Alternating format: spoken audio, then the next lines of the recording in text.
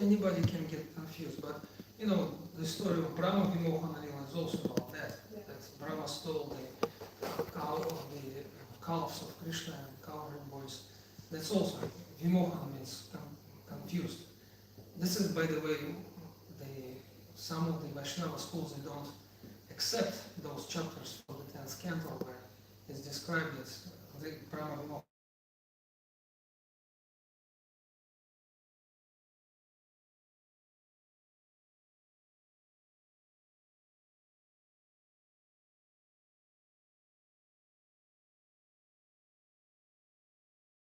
He lost everything basically, his reputation, everything.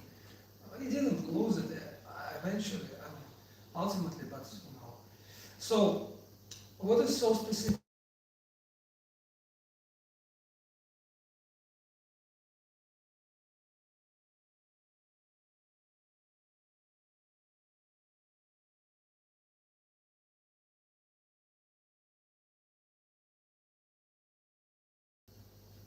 First three chapters, this is the example of the stages of Namisharani, Shlomakadi, Rishi.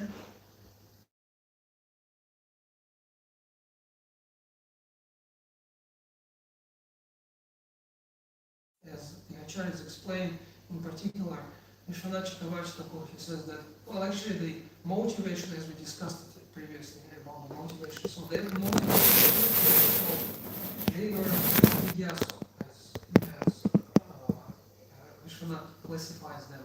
So that means that they were curious as of how to benefit the material world from the material viewpoint. So they were not actually they were not Brahma Jigyasa as the thing. So although Bhagavatam is Brahma Jigyasa, Athato Brahma Jigyasa, this is the first shloka of the first sutra of Brahma Sutra. That, okay, so Athato Brahma Jigyasa, but the Nishiranya sages were not Brahma Jigyasa. They were like Yagya Jigyasa. They were thinking of how we can, what karma, what sacrifice we can do so that the world, so that we can seize the Kali Yuga approaching. Because they could see that, foresee that, oh well, Kali Yuga is approaching, so we should counteract Kali Yuga. That was their mind. And it's not very much spiritual. It's basically just, trying to mendel, just, to fix something. But still, because they had questions, and they had 6 questions, as we know, right? Shamakadi Rishi, they had 6 questions. And because they asked them before they listened to Ramaharshana, the speaker, and they listened to different Puranas. So many Puranas, so many topics they were listening to. They were doing their sacrifices before noon and afternoon. They were listening to the speakers, basically to one speaker. And so after some time, they were like, because of Sutta Goswami's influence, because of him being pure devotee of the Lord, being qualified Vakta or speaker. So Shrotra and Vakta, these are the 3 examples of Shrotra and Vakta explained in the first canto. So because although they were not qualified, very much qualified, but they still had a question. And because they addressed that question to a qualified person, therefore they could hear Bhagavatam actually. But to some extent. Then the second example of that is that of Vyasadeva. And Vyasadeva, he was also qualified partially, although he is the Supreme Lord, Vyasadeva. But in the Bhagavatam, he plays a particular role of a person who has also questions. But those questions are classified as mumukshu, which means that he was asking about liberation, basically. So first is jigyasu, means that, so how can we live peacefully in this world? The second type is mumukshu, means how can I get out of this world? And but Bhagavatam gives only 3 chapters per that example, showing at the very beginning, showing that may be there. And also Vyasadeva, he also heard Bhagavatam from his guru, Narada Muni, because he approached Narada Muni, not because he had that question particular. So you cannot hear Bhagavatam unless you have some specific question. And that question is described at the end of the first canto, in the 19th chapter, 38th verse, first of all. That's the question of Maharaj Parikshit. And that's the question that can, that can lead you to actually hearing Srimad Bhagavatam. And only after that question, Shukadeva Goswami spoke Bhagavatam, beginning with the second canto, basically. And, well, before there is a description of the qualification of Maharaj Parikshit, that's like, we will skip it, but the question, what was the question? So, because see, in the Nishraya sages, there are so many questions. And usually when people have many questions, that's a sign that they're not very much interested. Because when you are actually interested, then you will have only one question. That's about what am I going to do next? Because all the other questions, they're kind of, mental. Oh, what about this? What about that? So what's the highest goal of life? Where did this, the truth go after the Lord's disappearance? Can you tell us about the Lila avatars, or first Purusha avatars? Can you tell us about Lila avatars? Can you tell us about why word comes as the son of Devaki and Vasudeva? And there's so many questions. Why are so many questions? Because like you haven't prioritized them. That's the thing. You have so many questions because you haven't prioritized them. Vyasadeva, he had his priorities, definitely. He said, Mumuksha, that's my idea. And Maharaj Parikshit also had his clear understanding what he wants from his life. So therefore he asks his question. And that question, it can be seen as 8 questions actually, because he says, what is a dying person supposed to do? That was his question. Mriyamananam, he uses the plural actually, what the dying people are supposed to do, what we should be hearing about, what we should not be hearing about, what we should be talking about, what we should not be talking about, what we should be remembering about, what we should not be remembering about, what we should be worshipping, and whom we should not be worshipping. So these are the 8 questions in one, basically. What am I supposed to do? And then Shukadeva Goswami comes, like we discussed it also here, that when you have a question and when you ask the Super Soul, the Chaitya Guru in your heart, then Krishna manifests as the other manifestations, like what was that? Varpa Pradashika Guru and Shravana Guru, like that. And so Suta Goswami, he basically was like a Varpa Pradashika Guru for the Shravanakari Rishi, and he became also like Shravana Guru for them. But here we see something, the topmost description of the Guru Tattva. Therefore, this dialogue is called the Uttama Shrotra, Uttama Bhakta. The Uttama Shrotra, or the highest grade of the listener, is Maharaj Parikshit, and the highest grade of the speaker is Shukadeva. So this is the very beginning of Bhagavatam, the introduction, when we say the first canto. And then, I'm just explaining to you why we're reading from the 6th canto. Okay? So the 2nd canto is actually the answer to all the questions. So because Shukadeva Goswami says, when you're dying, he basically gives 2 answers. First, 3 answers. He says, first you have to practice sadhana. And what is sadhana? Sadhana is the activities gaining for the goal. So when you have a goal and you want to achieve that goal, then you do certain procedures which are leading you to that particular goal. That is called sadhana. He says, so this is the first thing he says. Then he says that the highest sadhya, or which means the best sadhana, is that of pure devotion. And then he says that the best sadhana, or the best way to get to that pure devotion of the Lord, and which is manifested as the Nante Narayana Smriti, that at the end of your life you will remember about the Lord with love. So you should practice sadhana. That sadhana is supposed to be aimed to the pure love of God, and then he gives the perfect sadhana for that. What is that?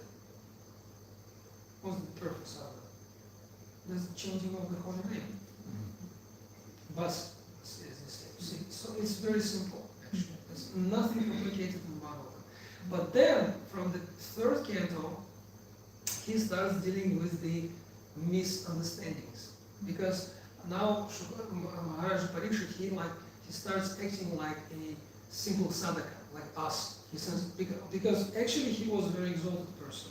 But he says, okay, suppose I start practicing devotional service. I start my sadhana. But I have kind of doubts. So, and from the third canto till the ninth canto, Shukadeva Goswami works with his doubts. And he explains that this is not correct, but this is the correct thing. So in the third canto, he explains he deals with the misunderstanding of Nirishvara Sandhya, which is as Prabhupada explains, is the scientific approach, so-called scientific approach, pseudo-scientific approach, or which is prominent nowadays. That there is energy, but there is no source of the energy. Nirishvara Sankhya. So Sankhya means Sankhya means science. So we see the world and we say, well, this is just the energies. And this is what the scientists also say, that this is just energy.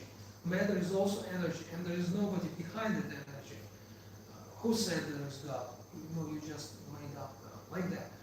And then, so he explains that no, actually the energy cannot exist without the source. So this is the third canto. Then the fourth canto, he deals with the misunderstanding of the Vedic culture. Because you may say, okay, there is God, but it doesn't matter whether there is God or not. The thing is that there are the laws of God. So if I follow the laws of God, that's enough.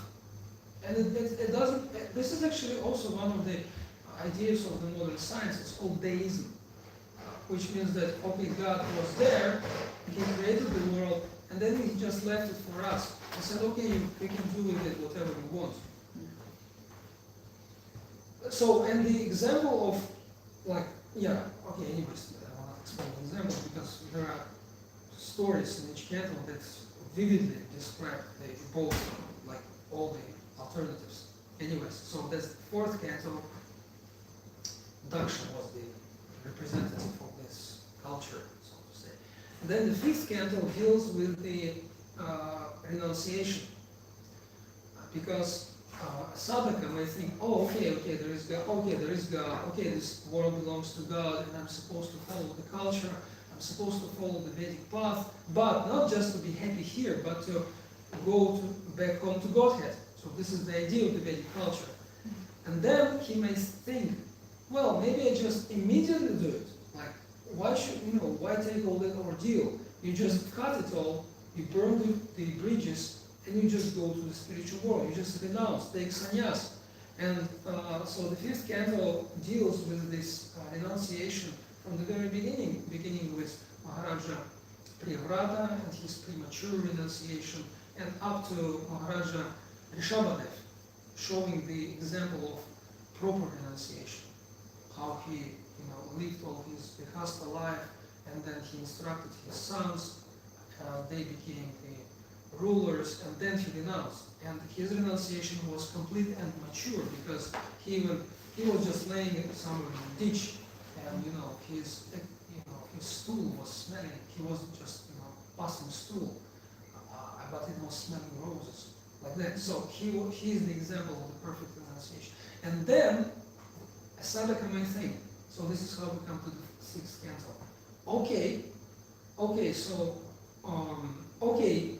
I agree. I'm not supposed to live in this world, and I'm not supposed to, run away from this world. So what do I do? And the sixth canto explains that actually the only way is the bhakti. And this is basically the first time when we hear about bhakti. And the very first 3 chapters describe the story of whom? Anjamil. Anjamil, who faced the fact that actually there is only one way, that's bhakti. Even Agyata Sukriti, or even in his example, that was the Navabas actually. So sixth canto says that bhakti is the way, and chanting of the holy name is the best practice of bhakti, the best. So therefore, the very first story is about Anjamil, who was chanting the holy name, and although it was not Shudanam, not pure name, not with love or anything, but it was just none of us, just he was calling his son, but still he got the results. Those were not the highest results, because what he gained, he just, he was just excused for his sins, and then he was given certain amount of time so that he could continue living and practicing Krishna consciousness. So he went to Haridwar and he started practicing, and then at the end of that life, he was successful, but he was saved. That's the thing. So the holy name saves. The holy name brings one to perfection. This is the idea of the sixth canto. And now, the story of why the story of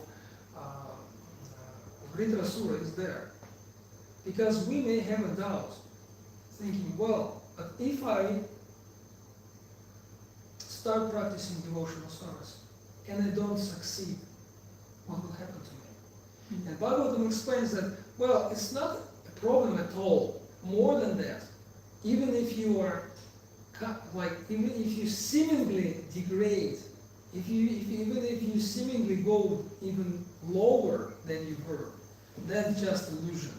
And this is what the story of Chitraketu shows, that against all common sense, he was cursed.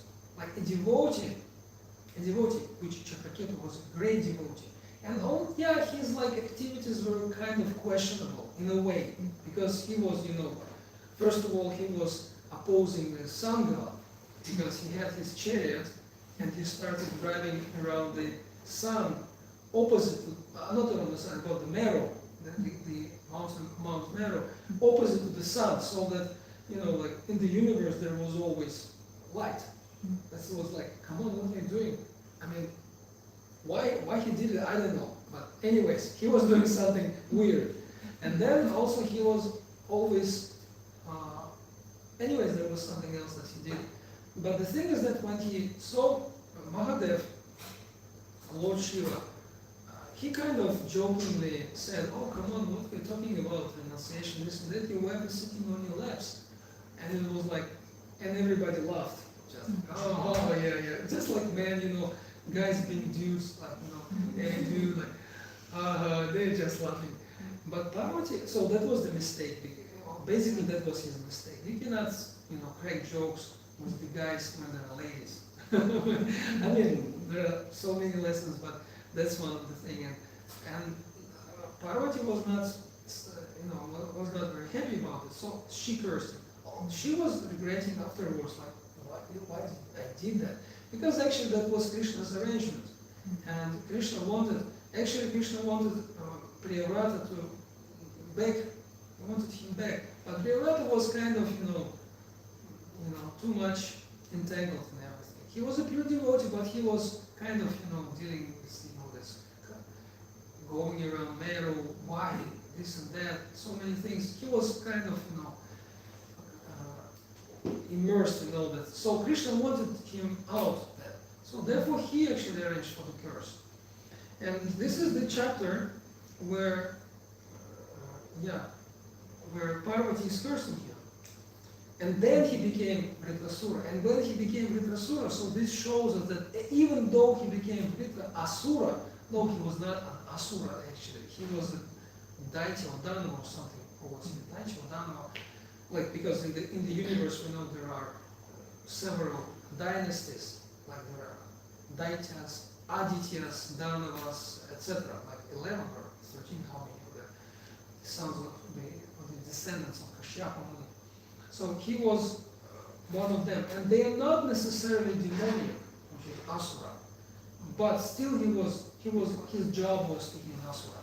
So he was kind of, because it was Dhanava. Dhanavas, they don't know any other job. They just, okay, I was born like that, so I have to eat brahmanas, I have to, eat that, destroy everything, like that. But in his heart, he was a pure devotee. This is what we will see when he was dying, because when the demigods, they finally got this Vajra from the bones of Dadichi Muni, they got this Vajra, and Indra was killing Vritra. Then there are the 4 verses sung by Vritrasura, which, like Jiva Goswami says, they are actually the main verses of Bhagavatam. So from a certain point of view, those 4 verses are the main verses, where he compares his desire to approach Krishna with different objects, like the calf, and the birds, like that, so several he gives, like the lover and the loved. And so basically he speaks from the very basics up to the Gopi Bhava. So this is like the highest actual manifestation of bhakti. And now what we're doing is that we're trying to see the genesis of a pure devotee, how it all happens. So what can happen? Even the worst thing can happen to a pure devotee, but because Krishna loves his pure devotees, he will never allow one to perish. As Krishna says in the Gita, what's this verse? There is no loss in this path. Come on,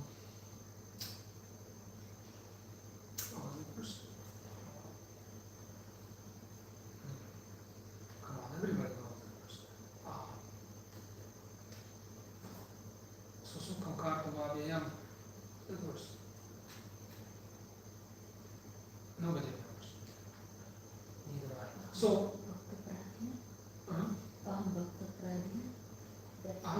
Bhakta Paradhi. No, yeah, that's another one. It's not from Gita, but it's also there. Yes. So, anyways, there is no loss on this path. So this is the point. And why we're reading this? Because we should be clear that even if one goes down to the bottom, that may happen to a devotee. Also, Krishna says in the Gita that even one commits the greatest sin, apichensu nurachu, no bhajate, sadhureva samantalyam, samyakava yavasito pisaha. So that means that if one is determined, like Chitraketu was determined, even though, the worst thing may happen to him, he may commit the worst crime somehow, like unintentionally or whatever, or everybody will think that he committed that crime, although he never did it. It doesn't matter.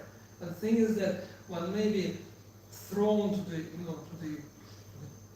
darkest regions of the society, of the universe even. But still, if he was determined, he had been determined, if he is like, Vyavasatmika Buddhi, actually Nishtita Bhakta, so he knows what he needs. Then Krishna says, Sadhureva Samantarya. He is still supposed to be considered a sadhu. So, and this is how and it's not just, like saying these things. We should get, deep into this topic. No, that's not possible. Like, we should go deep, like, my goodness, she cursed him. It's not that, some lady, like, some Apsara cursed him. It's the mother of the universe, basically. She's, Devi. She's in charge of everything. Whatever she says, that's the law. Her every word is the law. So and now she says, in the previous verse, Vishwanath Chakravarti says, she was thinking about cursing after cursing the king. She was, I have cursed an innocent devotee. So she was repentant. He said, "Oh son, just as a mother beats a misbehaving son with her own hand and has natural affection for him, I punish you." So she was regretting. Oh my God, what have I done? Well, anyways, I'm like a mother. I can do things like that sometimes. That is the meaning. She acts as a mother should. Do not do this again. And he says, so she says to Chitraketu, do not do this again. I am now punishing you. When a child misbehaves in someone else's house, mother punishes the child and says, uncontrollable child, do not do this again. However, a curse did not affect Chitraketu. Rather, being born as Vritrasura increased his prema, since the devotees at the level of prema do not consider any difference between obtaining a body of a devotee or demon. So when Chitraketu left, and he was kind of, okay, that's your will, like, as you wish, you cursed me, and he just turned and he just left. And then Mahadev was sitting there, he said, Narayana Parasarve, by like the devotees of the Lord, they're completely transcendental. Even if they go to hell or they go to heaven, they don't care. So he cursed him and he didn't care. He didn't care less. Just, okay. Like, and so Mahadev says, even if you kill a devotee, he will say, okay. And that actually will happen later when the demigods would come to Dadichi Muni, saying, Dadichi, you know, like we need a special weapon. It should be done, it should be made of your bones. Could you give us your bones? Basically, they were saying, could you commit suicide?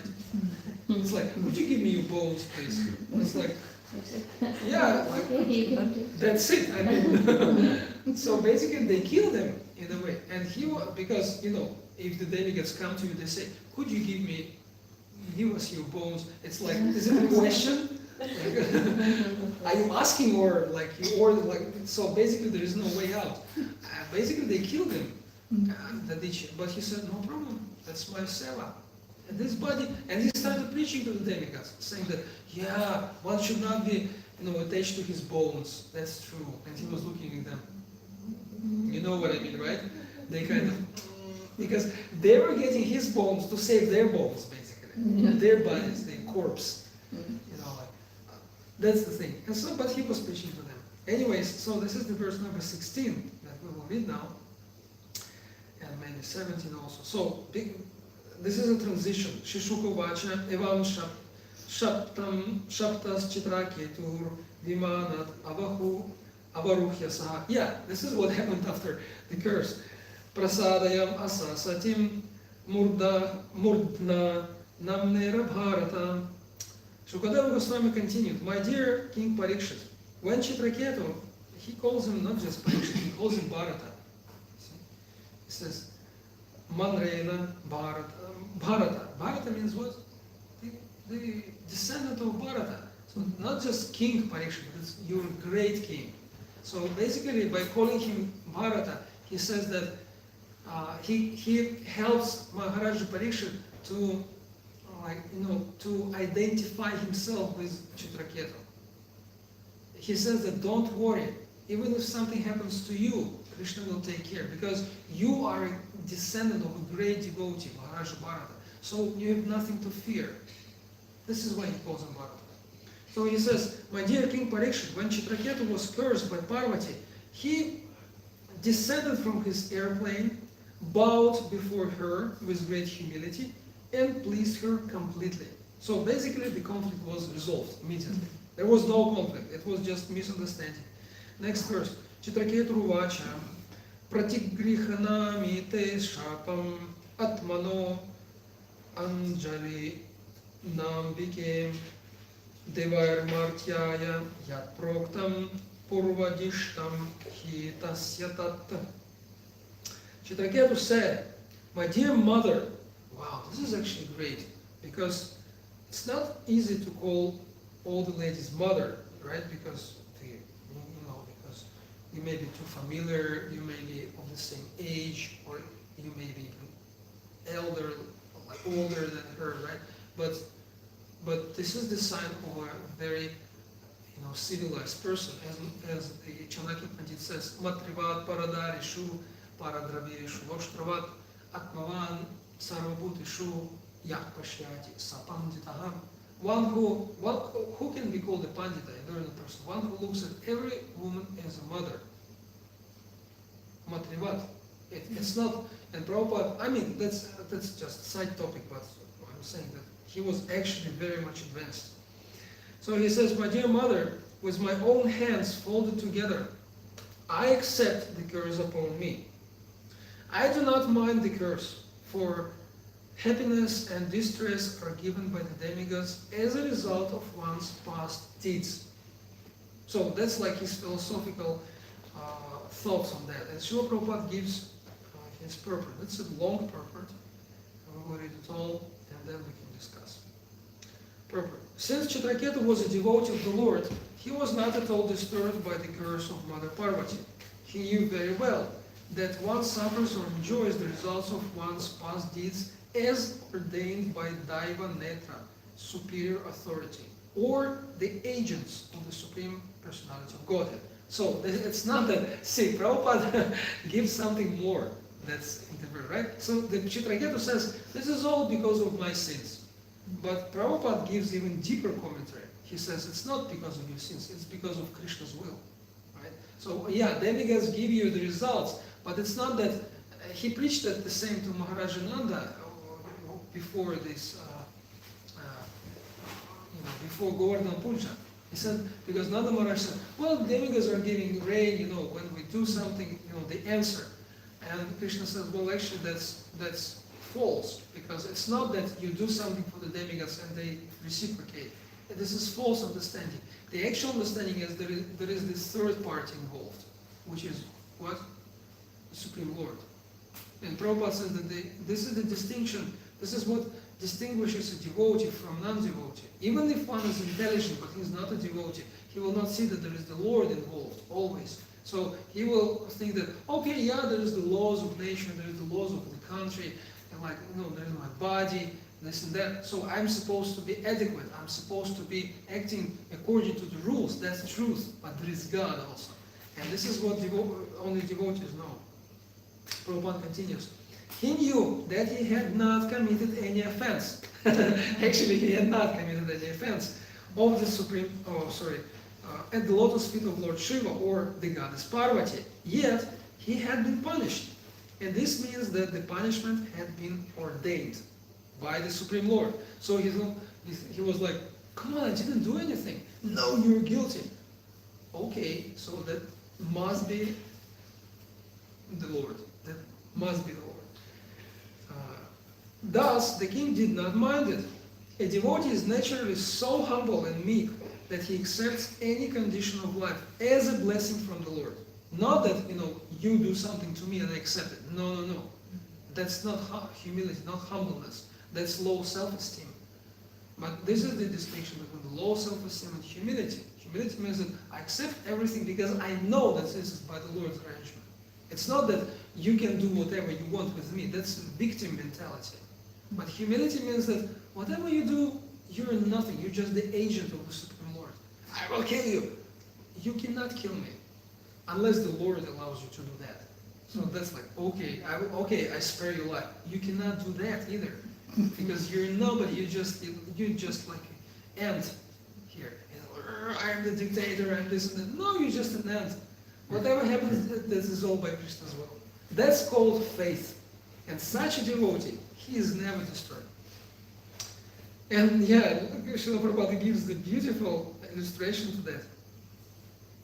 Tate anukambam sasamik shamanam. That's Bhagavatam 10:14-8, what Brahma says. He reveals this mentality. A devotee always accepts punishment from anyone as the mercy of the Lord. If one lives in this conception of life, he sees whatever reverses occur to be due to his past misdeeds, and therefore he never accuses anyone. I did something wrong, and the Lord is sending to me this punishment through this person. And just like Radhanath Maharaj, he often says, don't be mad about the agents of your fate. So you did it, and the Lord said okay, and then somebody acts as an agent, and it's very difficult, right? Because when it happens, we're always like, no, why you did this to me? Like, I don't deserve that, and you're too cruel, this and that. That's called the lack of faith, actually. But that's our situation. Therefore, it's not about us. It's about a determined devotee. Not just Chitraketu was not just determined Nishtita. He was actually a loving devotee, which is much higher. But he represents the determined devotee here in this context. So yeah, on the contrary, he becomes increasingly attached to the Supreme Personality of Godhead because of his being purified by his suffering. Suffering, therefore, is also a process of purification. So sometimes people say suffering is a process of purification. Not necessarily. Only in the case of devotees. Because if one is a non-devotee, if he suffers, he may even go further from the Lord. Because he can get mad with the Lord. So therefore, yeah, it works, but only with the devotee. Shishigorita Srila Vishwanath Chakravarti Thakur says in his connection, in this connection, that one who has developed Krishna consciousness and who exists in love with Krishna is no longer subject to suffering and happiness under the laws of karma. So technically, that means that karma doesn't influence him. Although everything happens according to karma, but that's sanctioned by the Lord. And what is karma actually? Karma is the substitute for the Lord's will. So if you don't follow the Lord's will, then you have to follow karma. That's it. But when you accept the Lord's will, then there is no karma. I mean, not because it's cancelled or something, but simply because karma is illusion. It doesn't exist. Krishna's will exists. But if you don't accept that, then the same will of Krishna starts acting through the agency of so-called karma, which you cannot deny. But when you accept the Lord's will, then there is no need of karma at all. So therefore, they say that in devotee's case, the karma doesn't exist. It just doesn't, because it doesn't exist at all. That's the thing. Indeed, he is beyond karma. The Brahma Samhita says, Karmani nirdhati kim tocha bhakti bhajam. A devotee is free from the reactions of his karma because he has taken to devotional service. This same principle is confirmed in Bhagavad Gita 14:26. Sagunan samati chaitan brahma bhuyaya kalpate. But this is the description of Nishtita Bhakti. One who is engaged in devotional service has already been freed from the reactions of his material karma, and thus he immediately becomes Brahma Bhuta, or transcendental.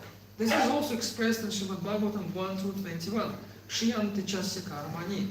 Before attaining the stage of love, one becomes free from all the results of karma. So here Prabhupada describes that actually there are three stages of devotional service.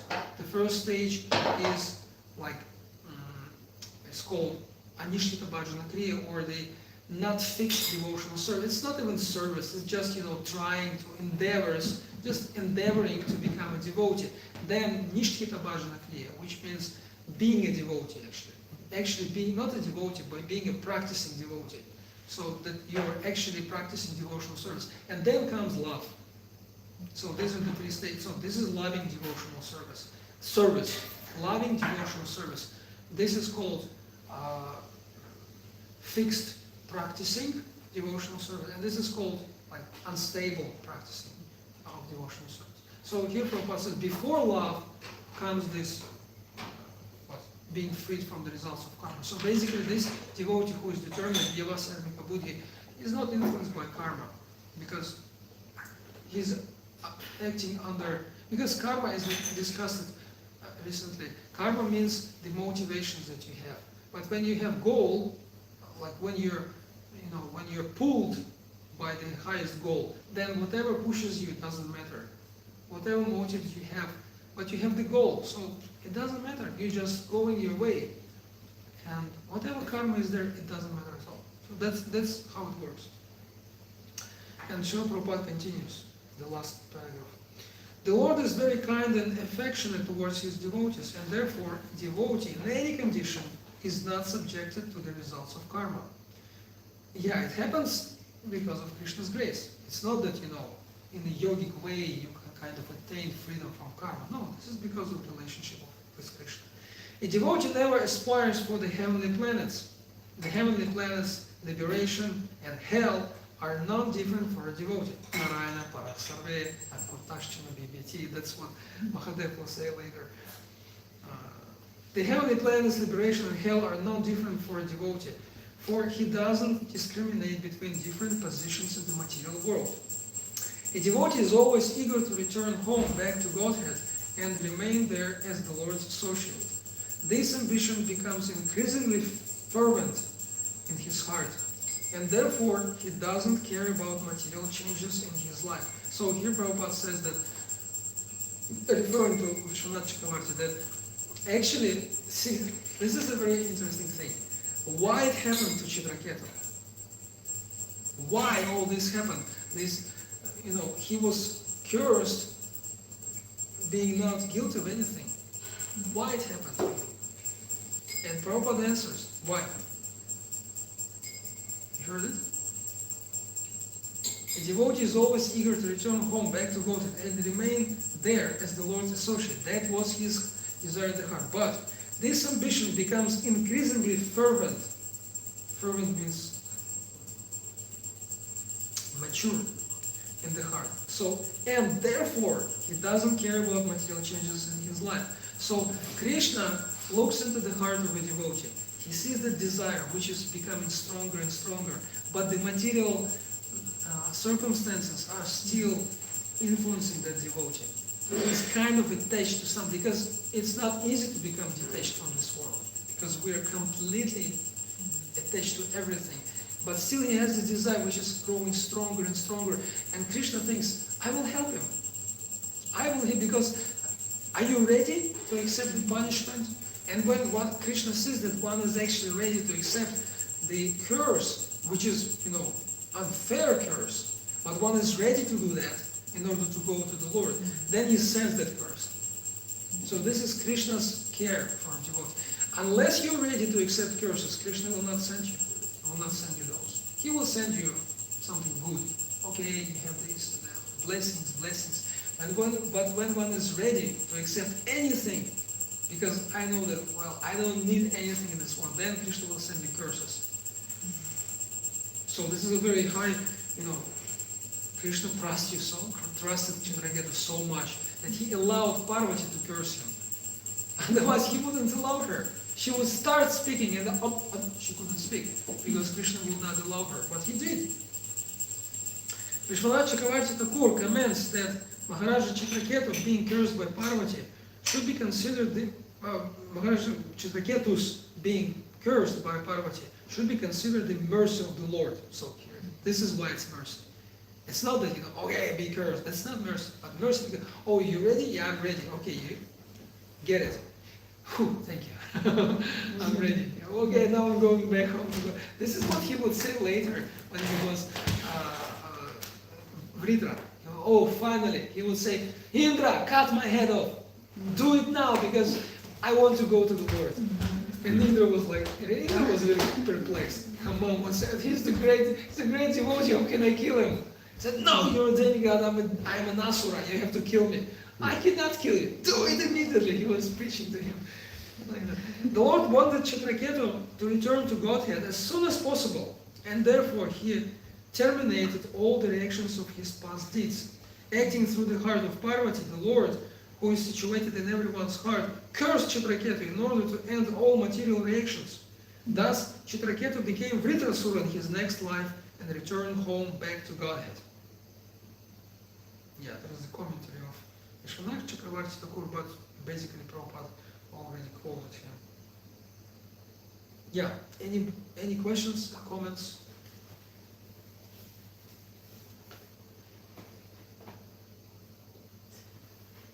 Yes.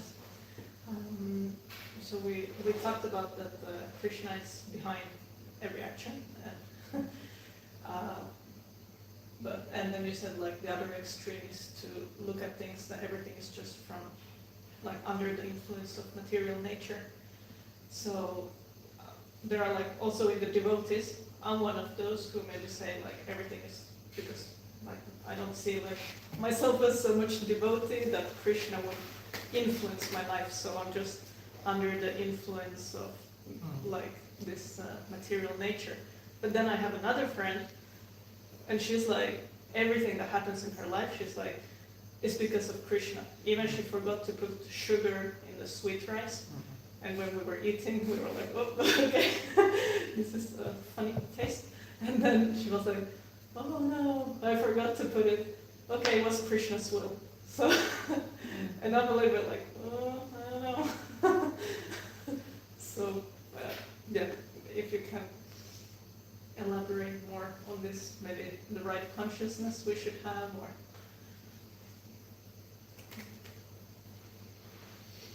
Yeah, that's a good question about the proper consciousness. Because, like, we may be informed that Krishna is behind everything, right? We may be informed, but it doesn't mean that we know it. If you know that Krishna is behind everything, no problem. You can say that, yeah, that was Krishna's will. if you know Krishna's will. But if you don't, because knowing means what? You're informed and then you practice it. Like in every aspect of your life, when we learn to see Krishna's will behind it, and it takes time and endeavors, it takes like decades for a devotee to mature in such a way that to see the will of the Lord behind everything. In the Ishopanishad, it is described by the word anupashyati. There are two very important verses in the Ishopanishad, number 6 and 7. Both of them, they describe a devotee, and they characterize him with this word anupashyati. Anupashyataha, it says. And those two verses are like I just read them.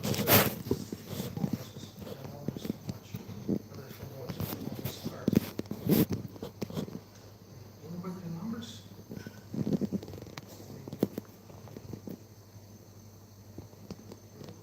No, this is very important.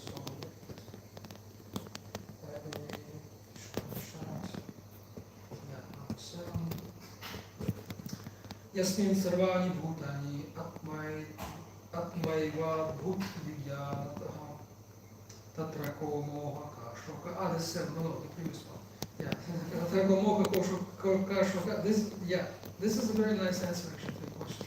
Yastu sarvani bhutani atmanieva nupashyati sarva bhuteshu chatmanam tato na vichubhupsate. So, see, these two verses, they're very similar. Yastu sarvani bhutani, so someone who looks at every living being, seeing that there is one Atma in everyone. So one who sees everyone as the manifestation of the same Atma. Sarva bhuteshu chatmani, Prabhupada says, he who systematically sees everything in relation to the Supreme Lord. So this is called practice. Okay, so if you, no, let's read from the previous one. Number 7. So in number 7, the result of practice is described. The one that you said, like, okay, everything is Krishna's will. So who thinks this way? Who knows this way? And here it describes. One who always sees all living entities as spiritual sparks, in quality one with the Lord, becomes a true knower of things. What then can be illusion or anxiety for him? So the result is that this person is never an illusion, never an anxiety. This is the external manifestation of this consciousness. It's called here tatra, then ka mohaha, ka shokaha. Ka moha. What could be the source of illusion for such a person? Such a person always knows what to do. Always. And shoka means doesn't lament about anything. No depression, no nothing. Like just clear consciousness all the time. And such a person knows that there is Krishna behind everything. That's clear.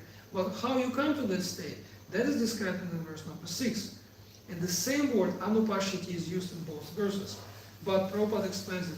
In the 7th verse, anupashyati means always. Pashyati means seeing. And anu has two meanings. In the 7th it means always. And in the 6th it means what? Anu means following.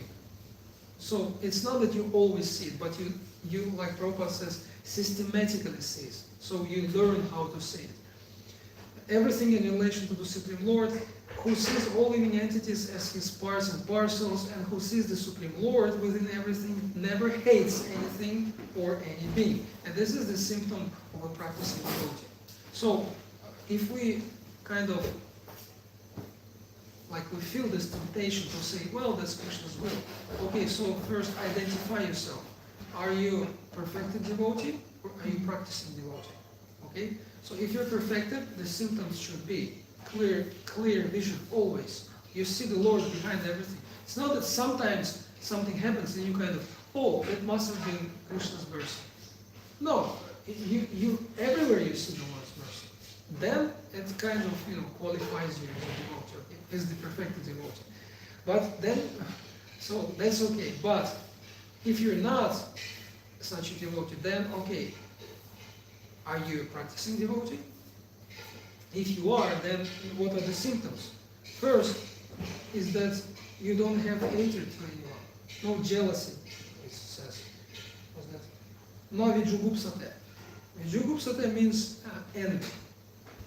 Envy means what? What's envy? It's hatred plus jealousy plus hatred. This is envy.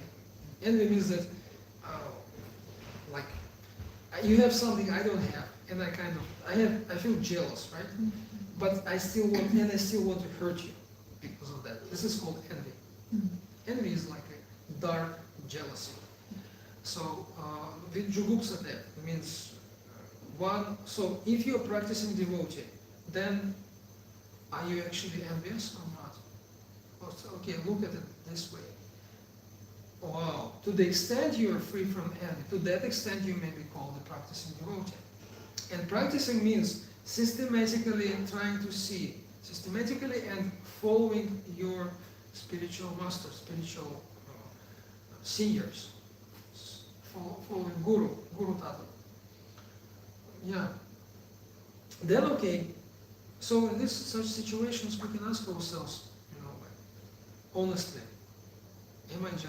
do I actually see the Lord behind everything, or I'm just, speculating, trying to excuse myself for, committing some strange things.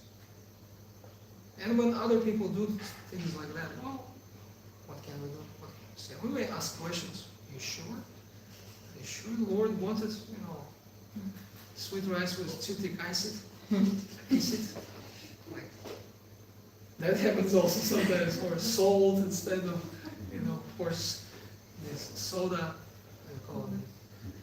Sodium carbonate, or how do you call soda? Baking soda. Yeah. Sometimes people put baking soda instead of the sugar powder. So is it Krishna's will? I don't think so. Yes, he told us. Yeah, Prabhupada, he didn't like that. He didn't approve of that. Sometimes they would say, well, Prabhupada, ultimately it's Krishna's will. It's not Krishna's will, it's your mistake. So if you don't want to accept your mistakes and work with your mistakes, who can help you? But in the case of Chitraketu, it was not a mistake, because he reacted in a certain way, right? So this is the symptom. If you're such an exalted devotee that whatever happened, oh, where's the spoon? Oh, Krishna took the spoon. Okay, if you're that exalted, then I will curse you. What will you do? Okay, this is how you can check it. If somebody is so exalted, oh, you just for the sake of the experiment, kind of curse that person. Or not curse, but just doubt. Just express a slight doubt in his purity, in her purity. And then you will see, how dare you, doubting my purity. Okay, no problem. You're a pure devotee, I'll go my way. Okay, it's probably late already. If anybody has any question or something? Nothing. Okay. You said in the beginning of class we're not allowed to ask too many questions. Not allowed to ask questions? Not too many. Only one question. I said that? Because Parikshit only asked one question, and the same as Shavani asked so many questions. Okay, so that was the main question. Yeah, actually you're right, that was the most important question. But because I'm not Shukadeva, and you may ask more questions. That was the case of Shukadeva and Parikshit. Mataji can ask on my behalf. Ask any question.